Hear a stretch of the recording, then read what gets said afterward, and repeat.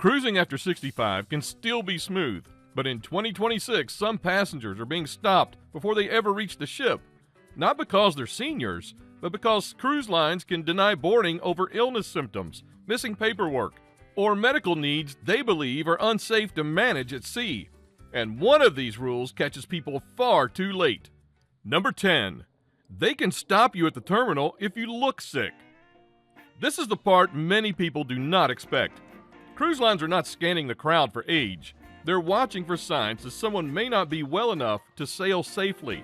And if you arrive looking obviously unwell, the decision can be made before you ever touch the gangway.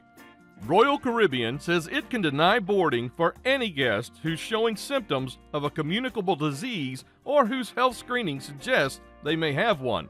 It also says boarding may be denied to close contacts, or even some or all of that guest's traveling party. So this is not just about one person having a bad morning. One visible illness issue can suddenly affect the whole booking. For older cruisers, this matters because a rough travel day can look worse at the terminal than it did at home. A heavy cough, visible weakness, shortness of breath, or fever can be read as a real onboard risk. Staff are not thinking about whether you really wanted this trip. They're thinking about what happens if the ship leaves port and your condition gets worse at sea. This is why the rule catches people off guard. They think the hard part's packing, flying, and getting to the port on time. But if you show up looking ill, the cruise line may decide the safest place for you is still on land. Age is not the rule. Risk is the rule. And by the time you're standing at the terminal, there's very little room left to fix it. That's exactly why this has to be taken seriously before travel day even begins. Number 9. Fit to travel is a real rule, and it's broader than most people think.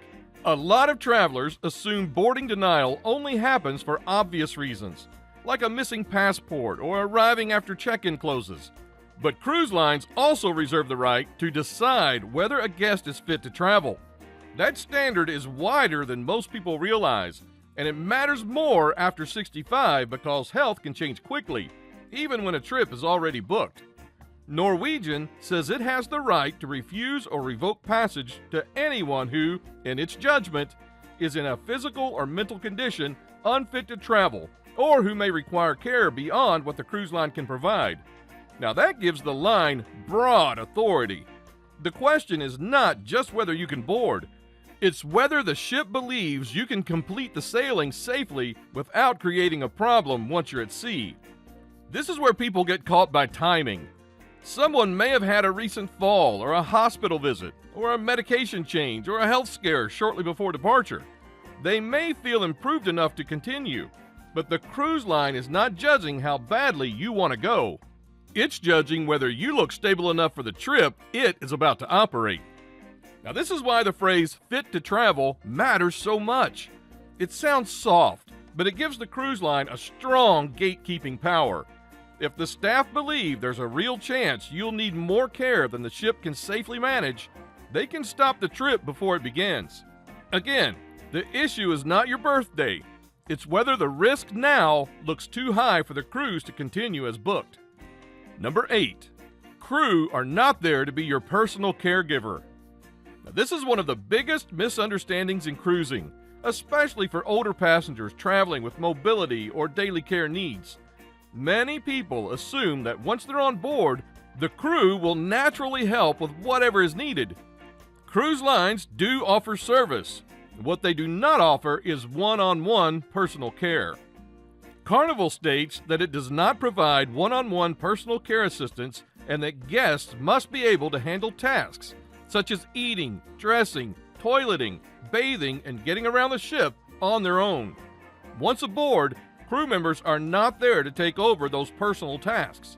Princess says something very similar in its pre-cruise guidance, making clear that if a guest needs help with activities of daily living, that support should come from a caregiver traveling with them, not from the ship's staff. This matters because boarding problems often begin before anyone uses the words denied boarding.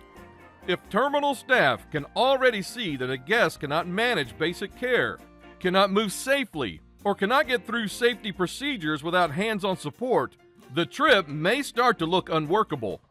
The cruise line has to think about emergencies, muster procedures, and what happens if that guest's condition declines mid-sailing.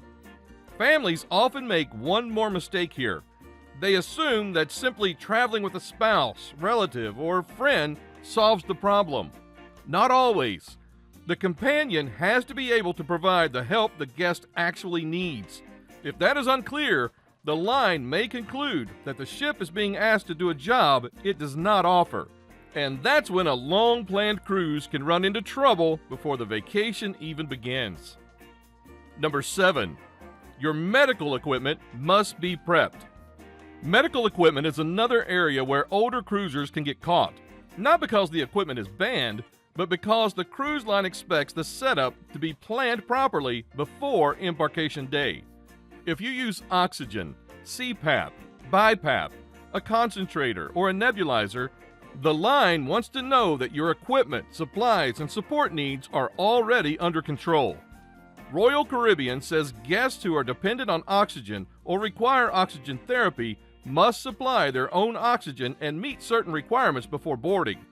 Carnival says guests using CPAP machines and oxygen equipment must bring their own equipment, hand carry it, and not place it in checked luggage. Carnival also states that crew are not permitted to handle medical equipment during embarkation and disembarkation. That changes the picture for anyone who assumes the ship will sort out the details later. It will not. You cannot count on the cruise line to provide your oxygen, manage your machine, or step in if something important is packed away, delayed, or missing. And if you arrive at the port without the right setup, the problem is no longer a packing mistake. It becomes a safety question. That's why experienced cruisers treat medical equipment like travel documents. It's planned early, labeled correctly, kept in hand, and double-checked before leaving home. For seniors, that extra step matters even more because a working setup at home does not automatically mean a working setup at sea. If the cruise line thinks the arrangement is incomplete or unsafe, the trip can stall before you ever board. Number 6. The ship's medical center is not a floating hospital. A lot of passengers relax the moment they hear there's a doctor on board, and that's understandable, but it can create a false sense of security. Cruise ship medical centers are useful, but they are not full hospitals, and cruise lines are very open about that when you read the fine print. Norwegian says its ships are equipped to provide basic medical care, but not care that requires specialized expertise, treatment, or equipment. It also warns that when a guest has a condition that needs more than the ship can provide, medical evacuation may be necessary and may happen at the guest's expense. Carnival says its onboard medical centers are staffed to treat routine conditions and begin stabilization of more serious ones. But it also notes that the availability of medical care can be limited at sea or in port. And that matters more for older cruisers because the issue is often not one dramatic emergency.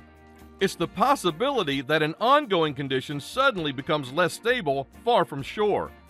A cruise line may look at a passenger with a recent hospitalization, a serious chronic illness, or a complicated treatment schedule and decide the ship is not the right setting for that risk. So when people say, "Well, there's a medical center on board, I'll be fine," that can be too simple. The real question is whether the level of care you might need is something the ship can realistically support. If that answer looks doubtful, the safest time for the cruise line to act is before departure, not after the vessel is already at sea. That is why this rule catches older travelers more often than they expect. Number 5. Missing documents can still end the trip before it starts. Sometimes the reason for denied boarding has nothing to do with health. It's paperwork. And this is where a lot of experienced travelers get caught because they assume a cruise works like a hotel check-in. It does not.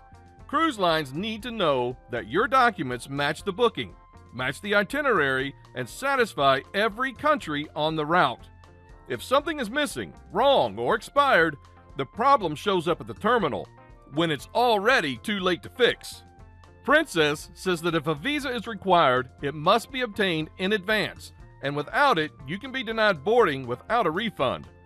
Carnival says proper travel documentation is required at embarkation and throughout the cruise, and that any guest traveling without it will be denied boarding and is not offered a refund or replacement cruise. That's a very expensive mistake for something many people still treat like a last-minute detail. Then there's the smaller detail that causes bigger trouble than it should. Carnival says guests must enter their legal first and last name in online check-in exactly as it appears on their travel documents. If the name on the reservation and the legal travel name do not match, Carnival tells the guest to contact the call center and correct it. That sounds minor until you realize how many bookings get made with nicknames, shortened names, or small errors that do not matter until boarding day. Carnival also requires online check-in and arrival appointment selection by midnight Eastern Time before sailing, and says failure to provide this information on time can delay embarkation. For seniors, the lesson is simple. Do not assume close enough works with cruise paperwork. A missing visa, wrong name, or unfinished check-in can stop the whole trip cold. Number 4. Mobility needs have to be planned for the actual ship. A lot of older cruisers manage well on land and assume the same setup will work automatically at sea. And sometimes it does, but sometimes it doesn't. The issue is not whether you use a scooter, walker, or wheelchair. The issue is whether the ship, the cabin, and the itinerary can support that setup safely. Cruise lines do not want to discover too late that a guest's equipment is too wide, too heavy, or simply not workable in the space booked. Princess makes this very clear in its mobility materials. It says the mobility questionnaire helps its access team understand your needs, but it is not an approval, not a confirmation of any request, and does not guarantee you an accessible cabin or a move into one. It also gives width limits for mobility devices in standard and accessible cabins. That means you cannot assume the cruise line will just make it work once you arrive. The cabin matters, the device matters, and the timing matters. Holland America says some needs require time to prepare for a guest's arrival and recommends submitting its special requirements information form upon booking or at least 45 days before departure. Norwegian says special medical or physical needs requiring attention should be reported when the reservation is made. That tells you how these lines think.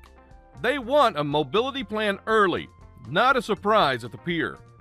So the risk is not being older or using equipment.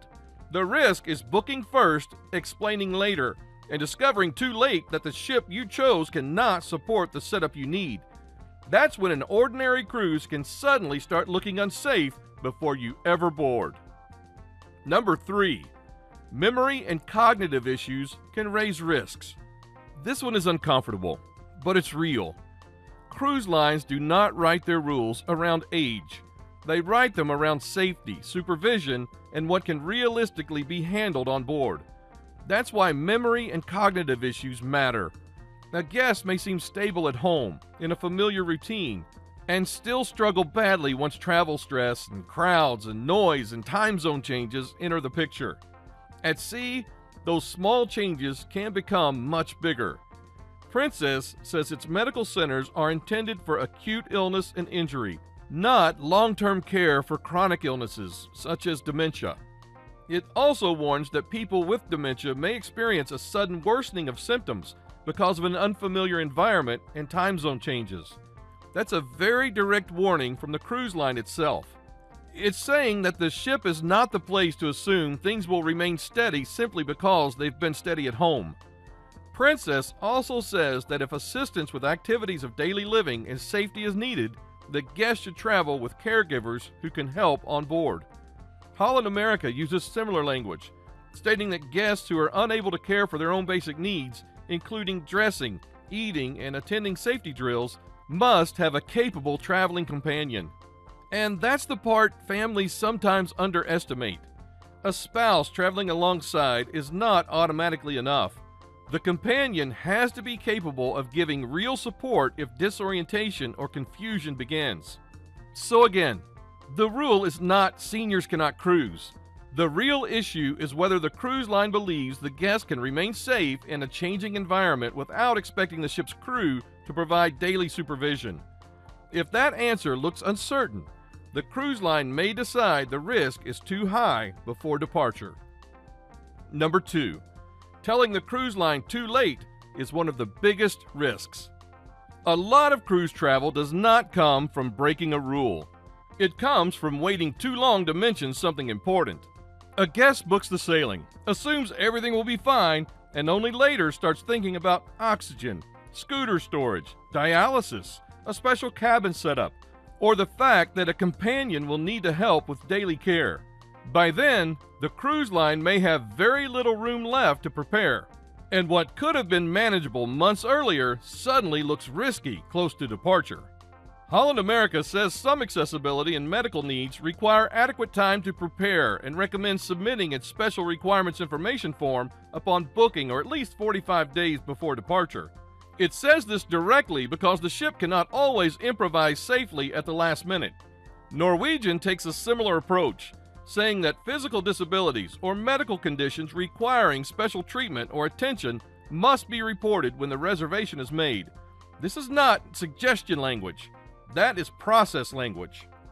Now, Holland America also says guests using oxygen or receiving dialysis may still travel, but only if they submit the special requirements information form for review before sailing. That's a perfect example of how this works. The issue is not always whether the cruise line says yes or no. The issue is whether you gave it enough time to review the situation properly. So the smart move is simple. If something about your cruise requires planning, treat it like booking information, not travel day information. The earlier you raise it, the more likely you are to get a workable answer. The later you raise it, the more likely the answer becomes, "We cannot guarantee this safely." Number 1. Make it easy to board. The final point is the one that quietly decides everything. The safest cruisers do not just hope nothing goes wrong. They show up prepared in a way that removes doubt. Their medication is with them. Their paperwork is clean. Their equipment is in hand. Their support needs were disclosed early. And if anyone at the port has a question, the answer is already there. That's what makes a guest look low risk on embarkation day. Princess strongly recommends bringing enough medication to cover the entire travel period, plus an extra 10 days for emergencies or delays. It says medication should be carried in hand luggage, kept in original packaging, and backed up with a prescription copy or an immediately available phone image or electronic record. That's not overkill. That is exactly how you avoid the kind of uncertainty that makes travel look poorly managed. Princess also notes in its packing guidance that if you require medical devices such as a CPAP machine, you should bring all necessary components and be able to carry them yourself because crew are not permitted to handle medical equipment.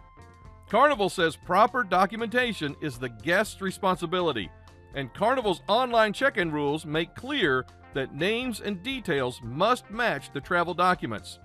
Put all of that together and the pattern is obvious.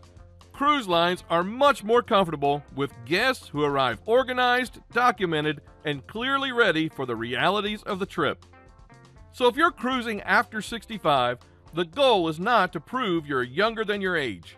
The goal is to make the cruise line feel confident that your trip is stable, safe, and fully thought through.